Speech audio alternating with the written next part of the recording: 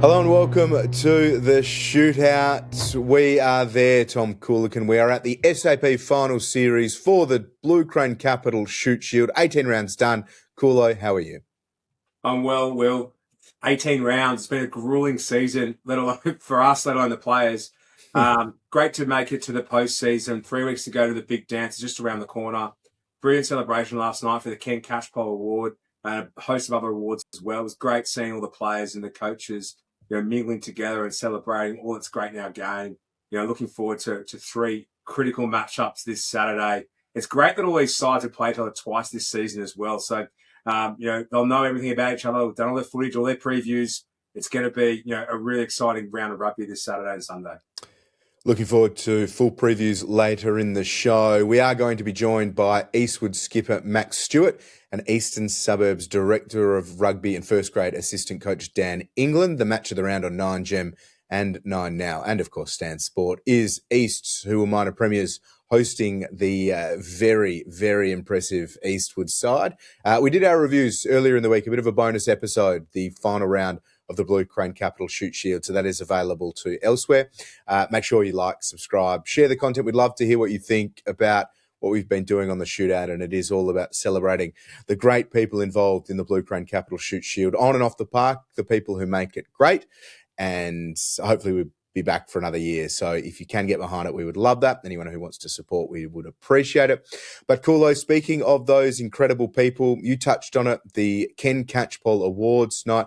Isaac Ratumaitavuki-Kneepkens adds his name to an incredible list of athletes who have won the award in the Blue Crane Capital Shute Shield. Other awards, Ollie Schmuder won the Rookie of the Year from Sydney University. The David Brockhoff Medal for Coach of the Year was won by Josh Holmes at Rats. Roscoe Fay Trophy, Cole Spinks for the leading point scorer. Benji Jocelyn from Uni won the leading try scorer. The Dick Byers Medal was won by Harry Fenton for the Referee of the Year, and the Charter Hall Community Spirit Award was won by Mick Debrasini. A room full of superstars in our eyes, and I don't know if I've seen you as starstruck as when you got the chance to rub shoulders and shake hands with Brett Papworth as well. Yeah, we all talked about growing up, in the 90s, listening and watching Brett Papworth, Toby Lawson, Peter Longman and Jim Maxwell on the ABC on the telly, matched around on a Saturday afternoon on ABC Sport. It was one of those real nostalgic moments. It was a pleasure to meet Brett and celebrate his success in the game, both on and off the field, as a player, as an administrator, as a commentator too. I feel like we're following his footsteps and standing on his shoulders a little bit, following on from his success. So, look, just great to be involved in the game. And there was one particular line that I thought that Brett talked about, and it was when he realised, going to other clubs and meeting other volunteers and other coaches, he realised they're just like us. It was a really well put line, highlighting the synergies and the commonality between all our clubs and our volunteers within our game. Brett was acknowledged at the awards, having been inducted as a life member of the Sydney Rugby Union, a very prestigious award and a great accolade for Brett, an acknowledgement of what he has done in the game. But Isaac Ratumaitavuki-Kneepkens from Southern Districts, an incredible season, especially given how Southern Districts have fared in terms of the win-loss column. We've spoken a lot about how close they've been with a lot of the performances, how far they've pushed sides, and Isaac Ratumaitavuki-Kneepkens has been central to so much of that. From what the players say as well, how passionate he is about the club and getting things moving. So excited to see what they can achieve next year. We've spoken about a lot of the younger players through the forward pack, Mason Duke, Liam Manu, a few of the other players too, Cameron McKenzie in the backline. David Nicol had a great season. Mitieli Tuanakavundra was one of the favourites for the award at the midway part of the season. So for Isaac Ratumaitavuki-Kneepkens to win that award and top the votes from across the league is a huge achievement, and congratulations to him. But Coolo, as we turn our attention to the SAP Finals Series, it is going to be a real pleasure to be joined by our next guest, Eastwood skipper Max Stewart.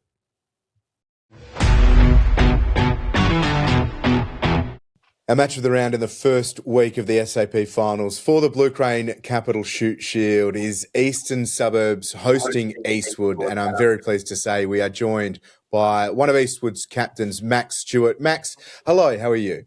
Yeah, good. Thanks, boys. Thanks for having me. Pleasure is ours. Real thrill. And firstly, congratulations on the 100th first grade game with Eastwood. It was a huge night at Sydney University. What was that occasion like for you, and how proud were you of the way the side dug in and got the 2 points that you needed to play finals this year?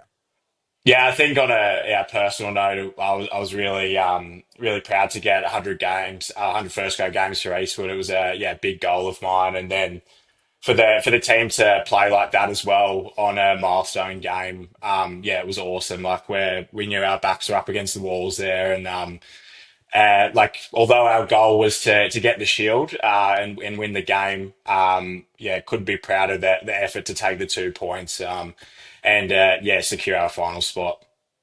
How quickly does the feeling then change to Eastern Suburbs, and what has the feeling been like on the back of securing the spot in the finals? I think it's kind of the same approach we've been taking for this back end of the season. It's just, 1 week at a time. Last week focusing on uni, week before focusing on South. This week's the same, just focus on uni. Obviously it's do or die now, but we've already kind of been feeling that the last few weeks anyway. So, just trying to get a win against East is a main priority now, and obviously failed to do that twice this year. And I think we're really excited for the challenge this weekend to get a third crack at them. I think probably your biggest improver from a team perspective has been the set piece. The scrum and the liner has come leaps and bounds. It's now a potent weapon. Tell us a little bit about the first 50 minutes against Sydney University, because I think that was the catalyst for your ascendancy and your dominance last week, and how you'll use and apply that to the Beasties this week. Yeah, I think throughout the season it's become quite a good weapon for us.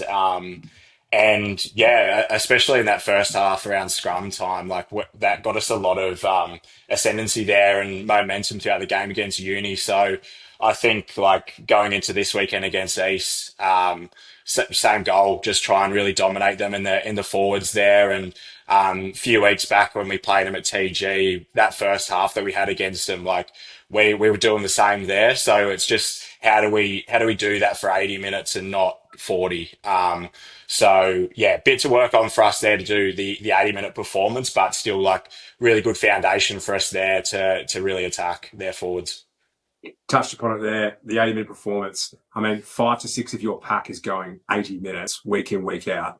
That's superhuman. I don't know how you guys have done it for 18 weeks. You had Flower Finger come off the bench, with 30 minutes to go. Wallaby, Jack Regan, fresh legs, 20 minutes to go. Tell us a little bit about the preparation that you guys do during the week in preseason to get to that level and build that engine. And then what's going through your legs and your head when these fresh bodies keep coming off and you guys have played 60 minutes? Yeah, I think first of all, we've got a really good physio team here that they're keeping us up and running, and the S&C team as well. But yeah, I think it's just, I guess at the start of the year we didn't have fresh bench players, and we don't really. Well, I guess we do now through second grade being out, but I guess that's just always been our mentality.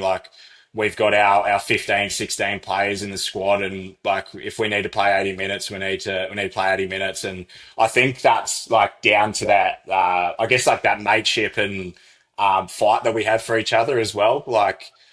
We just keep pushing in those moments in that back end. So if anything, when we see fresh legs come onto the field, we actually try and get excited about it and be like, oh, these blokes are entering into the game. Let's just give it to them now. Which it's a good challenge and good way for us to look at it. We've had 60 minutes to warm into the game. These blokes have just come on. So yeah, it's more about attacking that and using that as a weapon, I guess. It's admirable to watching you guys go for 80 minutes. It's inspiring. Keen to talk a little bit about Anthony Griffin and what he's brought to you guys in the pack. And he came across when we interviewed him. He's a real student of the game. He's inquisitive. He's eager to learn, and he's picking it up very quickly, particularly in your role, which is there's no league equivalent or comparison. There's a lot of idiosyncrasies with the hooker and the line out and the skill set. Tell us a little bit about what he's brought to you in your position, then also to your team and professionalism as well.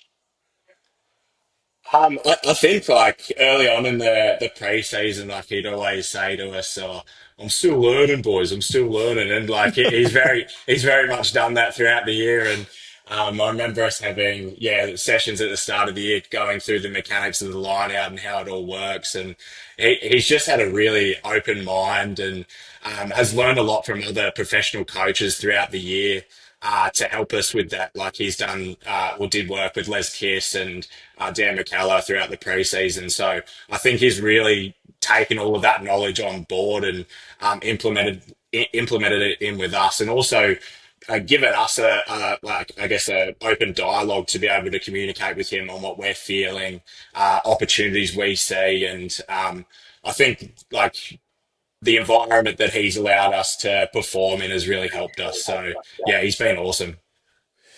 We've spoken a fair bit about Will Goddard on this program throughout the season and asked a few of your players about him, and it's incredible watching him on the field. So I'd actually rather ask about your two second rowers at the moment, Jai Leg and Xavier Dengai, because they were incredible on the weekend against Uni. Xavier seems to get better every single week, and Jai Leg has emerged even further as one of the premier locks in the competition. What is it like playing with them, and how do you feel about the way that they are growing as Eastwood centerpieces?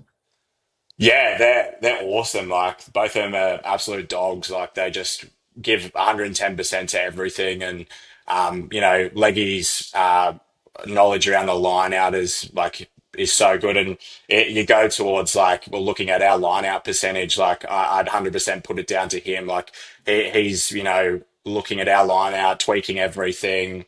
And he's also doing all the calling on the day as well. So he's a massive asset there. And then Zave, like he's just, even compared to last year, he's just improving so much. Like he's just such a strong carrier, and just has so much fire as well in the game, which is so good for us. Like he's always been I guess like a massive asset for us with the go forward carries, and yeah, really passionate player as well, which is what we're about. Everyone across the team seems to be peaking too. Kulo was full of raps for the way your 9 and 10, Tom Goddard and Broderick Evans controlled the game and took it to Uni. How do you see the side matching up against Eastern Suburbs with a lot of the changes that they seem to be having each week? Yeah, I think like obviously Ace are a class team. They've got class players. But yeah, I guess for us, it's just trying to stick within the 23 that we've got and trying to get the best out of us. Like we really try and focus on ourselves each week and what we need to improve on to be better. And after that is the opposition there. So yeah, East are class, and they've got a great 23 there with some super players. But I think the main way we'll get the win on the weekend is just icing our own roles and playing together as a team and just sticking through for that 80 minutes, and yeah, just trying to get the W. I think Brett Papworth last night was underselling you guys, was calling you just a bunch of butlers. And there's that team of champions versus champions team. You've got Teddy Wilson, you've got Sid Harvey, you've got Kemo Valentini. What's the strategy going into the finals? It's the postseason. There is no Sunday. If you don't get the W, you've lost to these guys twice. You're just going to go out there and give it your all and, leave nothing out there. Yeah, 100%. It's just you got to empty the tank. Like it's the same message we've had the last 2 weeks. Empty the tank. So just yeah, we'll just go out there and but really take this head on. Like we're super excited for the challenge, and yeah, if people want to write us off, they can. But yeah, we'll take that challenge and yeah, just keep pushing forward. Off that, we did the numbers. You only missed 49 minutes all season, which, as Kula says, is Herculean, given your position and the way the season's gone. But what's your message off the back of that to the Eastwood supporters who are thinking about heading out to Woollahra? Maybe they're a little bit on the fence, but what's the cry to the Eastwood faithful to get behind this side who have just performed so strongly this year? Yeah, like just get behind us. Like I think I played 10 years at the club, and I think out of all those years, this team like really represents the Eastwood values that a lot of our fans like hold close. So we'd love to see your support down there at Eastern Suburbs, especially across the bridge. It's going to be foreign territory for us, so any support will help. Max, congratulations on the season so far. Good luck against Eastern Suburbs. We really appreciate your time. Certainly appreciated the Anthony Griffin impression too. That was very, Yeah. very strong. And hopefully we'll be chatting to you again very soon throughout the finals. But good luck on Saturday. We appreciate it. Oh, cheers, fellas. Really appreciate it. Eastern Suburbs host Eastwood in our match of the round in the first week of the Blue Crane Capital Shute Shield Finals Series, the SAP Finals Series. And I'm very pleased to say we are joined by Eastern Suburbs Director of Rugby and first grade assistant coach, Daniel England. Dan, congratulations to you and the entire squad, but also from a club perspective, what you've been able to achieve across all grades with the club championships. How's the feeling within the squad in terms of reflecting on what the first grade side has done with the minor premiership, but also the club across the grades? Yeah, thanks, gents. Thanks for that. It's always really good to get recognised for that. Mate, the squad are stoked. The first grade guys, 3 consecutive minor premierships. It's pretty tough to do, and I haven't sort of seen it in my time. I've been around for about 10 years, and a lot of new guys each year as well. So it's not really the same guys running through. So in terms of the first grade guys, they're stoked, but they know there's bigger fish to fry here. In terms of the club, but as probably some of the social media videos have seen, that they're over the moon. They get down on the hill, they drink beers all afternoon, and they stay around and support. So there's a really good feeling in the club having all 7 teams playing this weekend, all 4 grades at Woollahra on Saturday. I think it should be hopefully a really big final series, and they're all gearing up to hopefully be playing in the first week of September. We're looking forward to Saturday's occasion at Woollahra. As you say, it's a huge day for the club.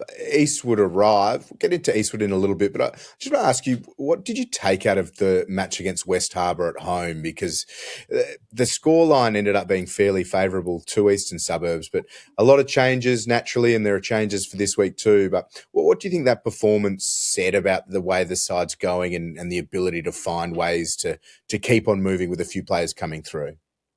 Yeah, I think it was a really important thing to keep our momentum going. Like, even though we had the loss the week before v Uni, I think we did some really, really positive things both in attack and defence, and showed that we could obviously score 40 points. We defended really well for quite a lot of passages, but leaked in a few easy tries there to allow Uni to score 44 points. So, yeah, we challenged the boys to control their discipline, control their execution, and show that no matter what the stakes of the game, that they could compete at that high level. So unfortunately, it was a dead rubber of a game and the result didn't mean anything, but we gave them a few tasks throughout the game to be able to challenge them to make sure we're preparing for finals and whoever we were versing this week at that stage when we were playing last week v West. We had no idea who we were coming up against, so we couldn't preview anything or couldn't plan. So we needed to make sure that we covered a lot of bases through that game. I think, Dan, it was a term that was coined by, I think, Randwick, calling you guys the Real Madrid back in 2024 when you had a like of Miles Amasotero, Jamie Addison, Jack Bowen. It's a very different Eastern Suburbs side this year. A lot of new faces, a lot of different players, been a lot of turnover of cattle. Talk us a little bit through this season, what makes it different and what makes it a little bit unique and from previous seasons with the Eastern Suburbs side. That was a very entertaining time for me sitting in the Colts space. Then I enjoyed all the commentary of the Real Madrid then. So it's nice to actually now step into it. I actually think the big thing is majority of our program now, and a lot of the guys either coming off the bench or coming to start, have come through our Colts program. So we're a lot younger team, a lot less experienced at first grade. But a lot of those guys have been embedded in the club now for 3 or 4 years and experienced some success through Colts or through playing well in second grade, and now being able to perform at the first grade level. So for them, I think it's being able to be recognised on the first grade stage at the high level and competing against a lot of these representative guys. We have our own representative guys in our own right in our team, and it's for them to be able to compete and show that they're potentially higher than a Shute Shield level or can play at that Super Rugby level. So yeah, for us, it's a whole new team really from the last 2 years that have played in the grand finals. So everyone's got their own, I guess, motivation and determination to win their first or second Shute Shield. I think if you look at finals footy, the postseason, it's a whole new ball game, right? Different kettle of fish. Eastwood this season, you've beaten them twice reasonably convincingly. 6 of their 8 pack typically goes 80 minutes. The bench is huge. Talk to us a little bit about tactics going to finals. Will things change? Will things be different? And the importance of the bench and those players coming off and adding impact. Yeah, I definitely think the bench is really important, and it's a credit to Eastwood and a lot of those forward packs who've been the boys in the forward pack who are playing 75, 80 minutes, like, especially the front rowers. Like, that's incredible. I wouldn't be able to do that.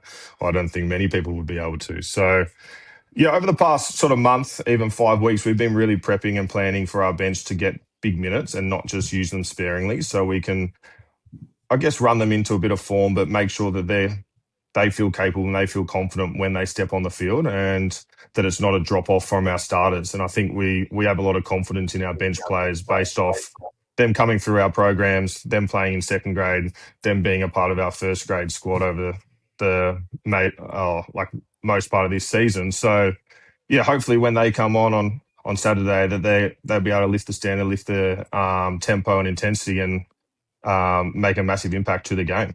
I think tactically as well, I think you're up 7-0 at half time, in the round 16 game versus Eastwood. No points scored for the first 36 minutes. You then came out 38-0 with the final result at 31 points the second half. Sounds like Ben Batcher tore the paint off the walls with a good spray. Tell us a bit about that result and what you've taken from Eastwood and what you applied this week as you go into the finals. Well, I definitely think all of TG Milner would have been able to hear Batch's spray of that game. So it was something that the boys definitely got a bit of a shock from. But Eastwood played like a really, really tough brand of footy and a really, really physical brand. They hold the ball a lot. They try and maintain possession. They try to grind you down, then shoot it over to their exciting backs like Crow and Shelley, and get them the ball in space when there's, I guess, less pressure under penalty advantage. So for us, it's being able to take the ball away from them, and how can we try and maintain possession? How can we take it away from their strike players? And then being able to take it into what our strengths are. I think we're really strong in the A zone. We've got a good set piece as well, which will be a good battle, but we've got that X factor out wide and our outside backs that can break open a game. So if we can get those guys involved more, hopefully it's a bit like that second half down there at Eastwood, but we're expecting a massive contest. And after watching them last week for Uni be able to come in sort of waves and run down Uni and get ahead and then compete with them the whole time, it's going to be an awesome game down here. We're looking forward to it. I'm also looking forward to seeing Teddy Wilson and Kemo Valentini continue their partnership. Jack Bowen played so well when he was available, but how have things changed from a coaching perspective in terms of adjusting to the different style of player that Kemu is, and also for Teddy and Kemu creating that chemistry, because we know how Jack and Teddy developed that growing up together?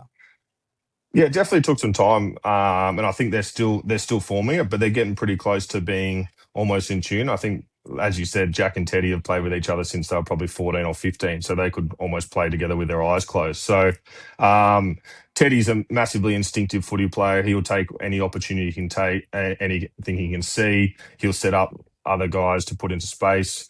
Kemu's that more natural game controller, sitting behind the pods, direct the field around and put the ball into corners. So it's been able to find a mix of how can we kind of push Kemu to play that instinctive style footy, which I think he might have got a little bit of experience at with the Drua, but also be able to put us in the right areas. So I guess for them, it's been probably 5 or 6 weeks now that they've been playing together back to back. And we start to see over the last 3 weeks that they're really starting to be on tune with each other.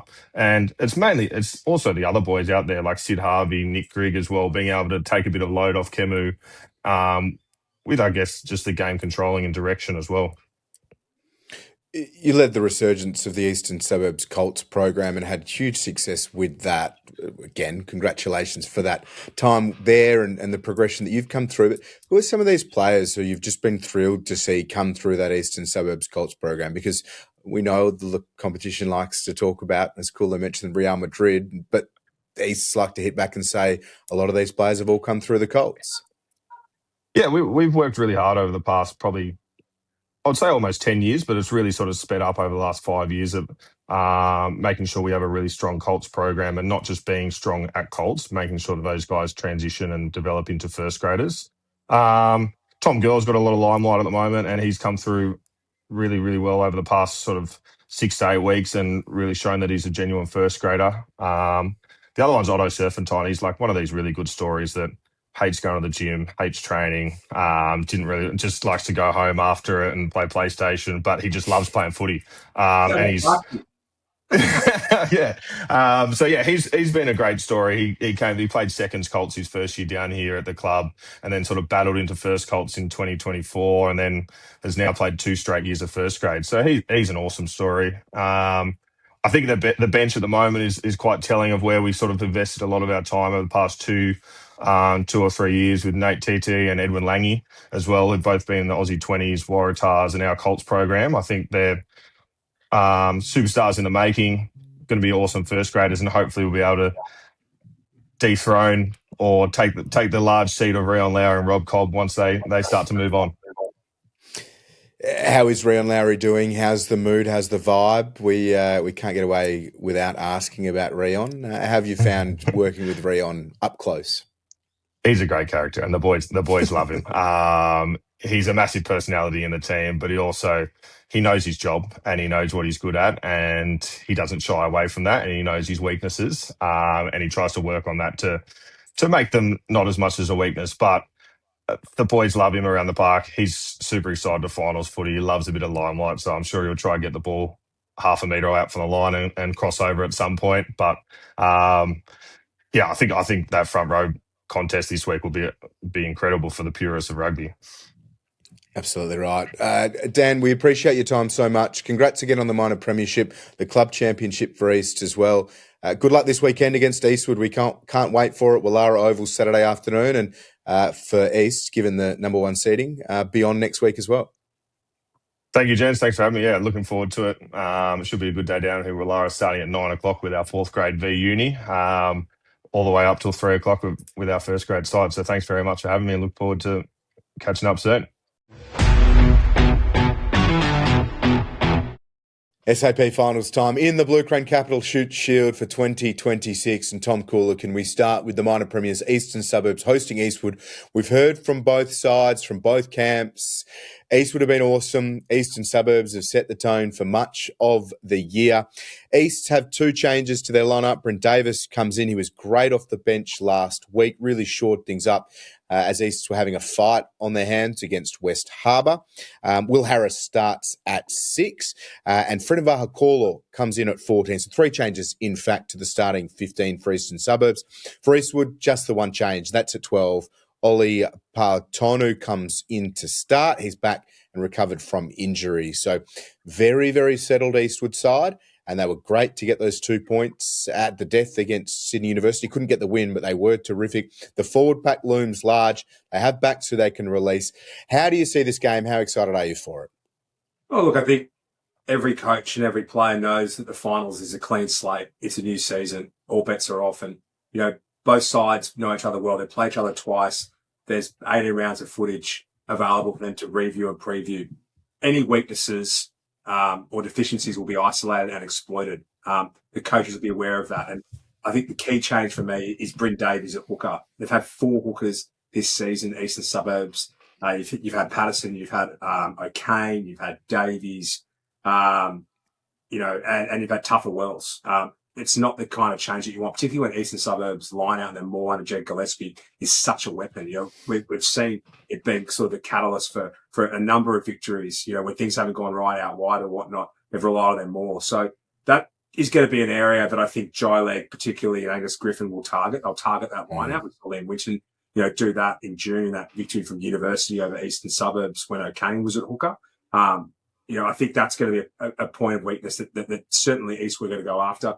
Look, 6 out of the 8 Eastwood side played 80 minutes last week, and talking to Max Stewart and Anthony Griffin previously, they're used to it. That's fine. But as the season goes on, and that legs start to get heavier earlier in the game, that's something they're going to have to weather. And they did a good job of weathering that storm, in that 50-60 minute mark against Sydney University. But they're up 28-19 at half time, and those fresh legs of Falau and Jack Reagan certainly made a difference. So I think if Eastwood can stay with Eastern Suburbs, get ascendancy at the set piece, and weather that storm in that 50, 60, 70 minute period when the Eastern Suburbs bench comes on, they're a chance. It's a different suburb side. There's no Jack Bowen. That's a massive, massive loss for them. There's no Jamie Adamson. There's no Miles Amasotero. The Rockstars of 3 years ago aren't there. So Eastern Suburbs, if they want to get this done, they're going to have to get it done the hard way. I think this game's going to be a lot closer than anybody thinks. Defence, set piece, and game management. That's what wins finals. So I think it's going to be a really tight and interesting game, a lot closer than anyone thinks. Round 16, Eastwood 0, Eastern Suburbs 38 at TG Milner. And round 3, Easts 49, Eastwood 26 at Woollahra. So they've met twice. Easts have won both. But as you say, it is a different Eastern Suburbs side. That said, it is still full of very, very, very impressive players. Will Harris, we mentioned, coming back in. Jimmy Hokafunu, one of the great eights in the comp. Teddy Wilson, Camu Valentini, an incredibly experienced halves pairing. And then Ollie Dawkins on one wing, Freedom Bahakolo, brilliant on the other, Sid Harvey, Super Rugby player, Nick Grigg, so much experience. He's a captain international, and Otto Serfontaine, one of the premier players in the comp. So Eastwood are going to have to be near perfect still to get this job done. And you've identified that set piece and Goddard in the front row as the area that maybe they can exploit. Yeah, I think probably the set piece is where their ascendancy started, and they built off and capitalised on that last week. And when University were able to get that parity when Philadelphia came off the bench, Eastwood didn't really have a whole lot of answers, and that's where University came back into the game and ultimately won in that period there. So, they'll look to probably try and do the same again. I think in that round 16, 38-0, win to Eastern Suburbs, it was 7-0 at half time. There were no points scored in the 36th minute. And it was that bench. And, there's 21 points scored in the last 20 minutes. That was a fatigue setting in. It's different as well on the AstroTurf. You can't underestimate the AstroTurf and the impact that has. It's a lot harder to slow the game down on the AstroTurf and slow that tempo and change the speed. So that's another impact as well. I think it's going to be whether or not the players like Teddy Wilson and Sid Harvey step up. Finals are also won through some rockstar players being rockstars. We've seen that, in 2023 with Randwick, 2024 Eastern Suburbs. Your big players making big plays. Sid Harvey, Teddy Wilson. I think Sid Harvey's a relatively quiet competition. For Waratah, I think we need to see probably a little bit more, and I think we will in the finals. That's when the big players step up. So keen to see what Sid Harvey has under the hood and what he brings to the final series for the Beasties. He's been emerging too. He's been building and building, I think, off the back of a couple of lower weeks from his high standards after the Super Rugby Pacific season. Such a great campaign he had. But the opposite side, Isaac Crowe, I can't wait to see him on the Woollahra surface. Dylan Nelson, Lockie Shelley, two brilliant wingers. And Eastwood's halves pairing were great against Sydney Uni and Tom Goddard and Brad Roderick Evans. So terrific clash. I do agree. I think it's going to be a little bit closer than, well, certainly what the form lines and ladder have suggested. Who do you think wins, and a rough scoreline, which we obviously won't hold you to? Look, I think that the Beasties will get this done through that bench and just a little bit of class. Eastwood will go with them for 60 minutes and then East will run away with it. I think it's probably going to be something like a 30, 33, 27, 25 kind of scoreline. It'll open up a little bit in the second half. But Eastwood will be in there at half time. They'll be in the fight, in the scrap. It's just whether or not they can sustain that for the 80 minutes on that AstroTurf. I can't disagree with anything you've just said there from a result and scoreline perspective. That's probably what we expect to happen, but we know Eastwood won't go to Woollahra and die wondering. So we can't wait for that one. On 9Gem and 9 Now, Stan Sport as well. Saturday afternoon from 3 p.m. local time. We can't wait for that, Eastern Suburbs and Eastwood. Coolo, on to the other Saturday clash. Gordon hosting Sydney University at Chatswood Oval. They've met twice. Round 14, it was Gordon 31, University 43. And in round 7, Uni 30, Gordon 22. So Gordon in third on the ladder, Uni in fourth. Uni won both of those fixtures. They have a great rivalry. Changes for Gordon at 3. Connor Veronese starts this week. Hosea starts at 4. Wood goes to 6. Lockie Albert starts at 9. And Bacon is in at 13. For Uni, 7 changes to that starting 15. Falafainga comes in, Matt Philippin, Amator goes to 6, Panozzo starts, Mangelsdorf on the bench we expect. Harvey's at 7, Champion de Crepney shifts back to 8. Joey Fowler is at 10, so that's big for them, and Benji Jocelyn, the leading try scorer for the comp, comes back in to start at 11. So in a lot of ways, a few fresher legs for Sydney University after changes for that round 18 clash. How do you see this one? I mean, these sides have faced each other twice. Round 7, it was a Saturday night game, and University won 22-30. They beat East a week later. That was the little purple patch that mid-season. Very different side. Talatiana was playing. Pullmans with the centres together. There was no Boston Whakafanua, no Matt Phillip, no Falafinga. Very different side then. But that was, I thought, one of University's best wins of the season. It was Joey Fowler and Ollie Schmidt the first time they combined as a 9 and 10, and they were fantastic. They then faced each other again in round 15, 31-43. University were up 43-17 at one stage. Jocelyn scored 3 tries. Matt Phillip just picked apart that Gordon line out like it was child's play. I think it starts and ends with Matt Phillip. We saw his notable absence last week from a set piece perspective, both at scrum in that tight head lock position, and then also at the line out time as well, where Declan Moore just probably couldn't get in the swing of things, with that change. So Matt Phillip, the confidence that he brings to his teammates and the way that he raises the bar for everyone around him, in an attacking perspective, but also just demands accountability from a defensive perspective. There'll be no free wins for Sakiti Tarvau. Throws will have to be at the apex. The timing and the triggers and the connections will have to be spot on, or there'll be turnovers. Gordon should look for four-man lineouts if possible, but Liam Winton will have reviewed and previewed them, to the end. So I think if when we look at the victory in that round 15, it started with the set piece and with the forward pack, and it ended with Schmood and Joey Fowler playing flat and fast at the line and finding Jocelyn. So I think it'll be a similar result here, depending on whether Chatswood Oval effect and the crowd gets involved, but the University will be too strong. The backlines, I can't wait to see. We know that Gordon will have to throw the ball around. Albert starting with Goddard off the bench, Fowler coming back in.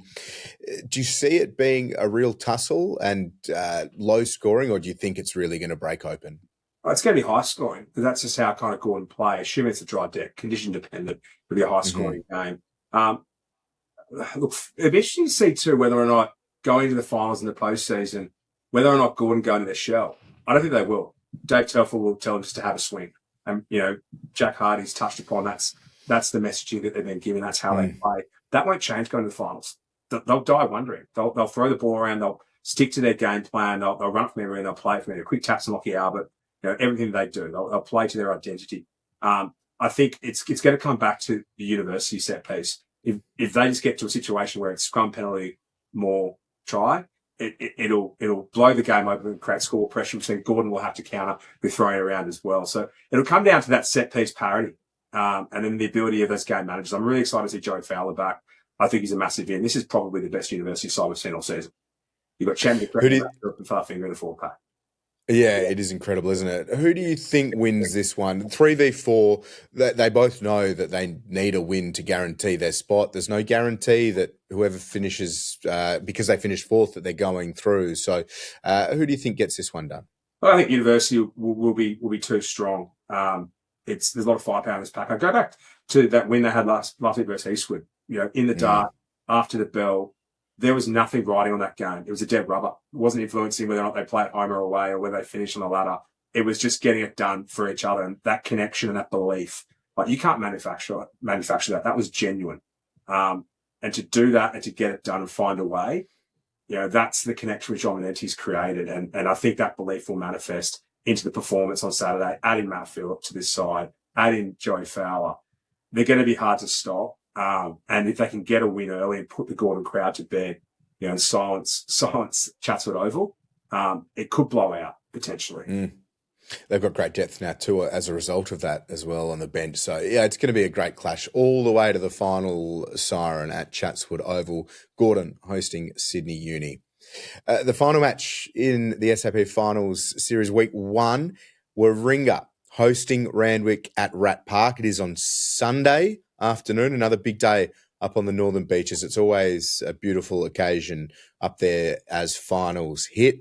They played twice this year as well, Warringah and Randwick. In round 18, Randwick 22, Warringah 33. Huge performance from Warringah to just remind everyone just how deep and how classy they are.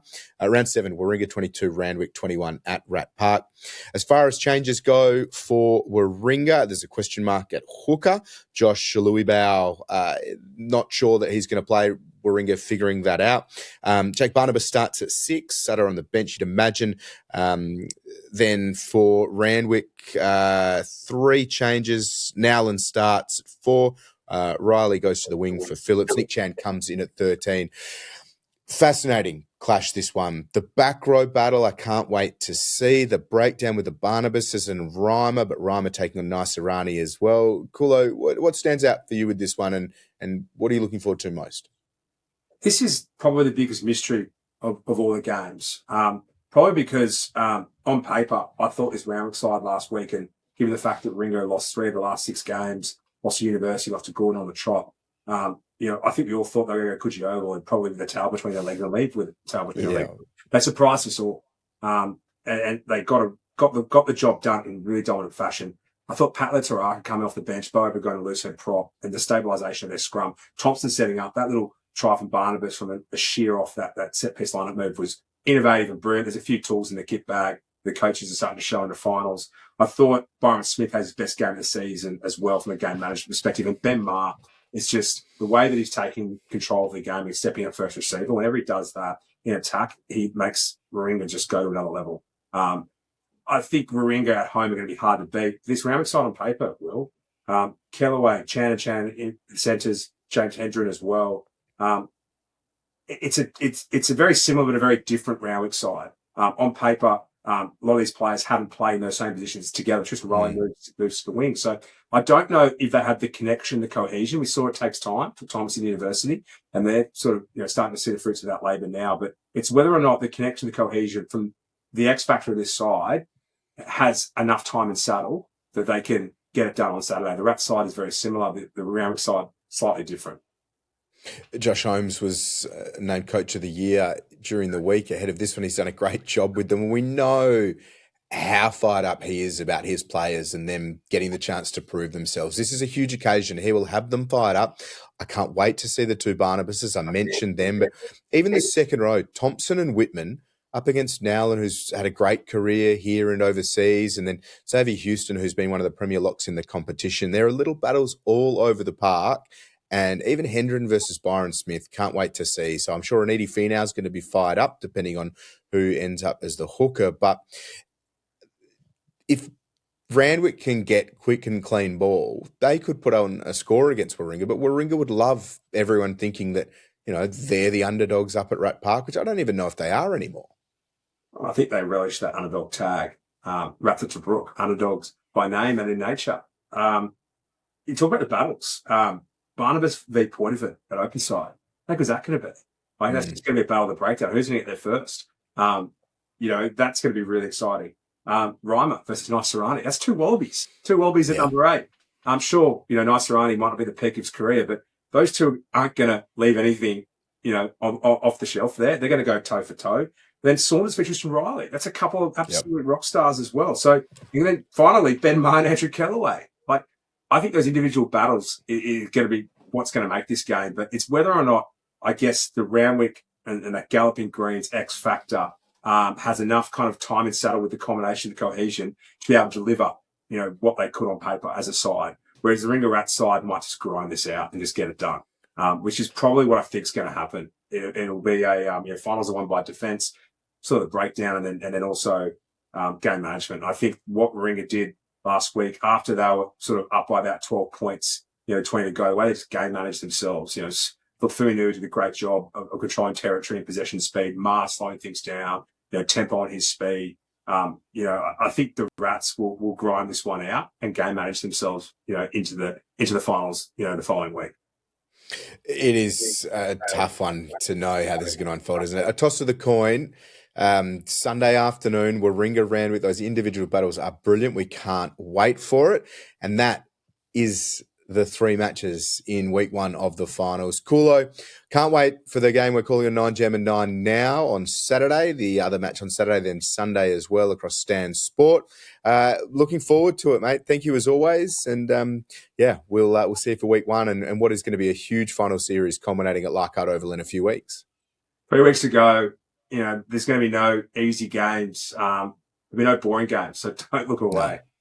Yep, can't wait. And as always, you can find us on Instagram, YouTube as well. You can like, subscribe, and let us know what you're thinking. But we will look forward to wrapping a big week 1 of the finals next week on the Shootout.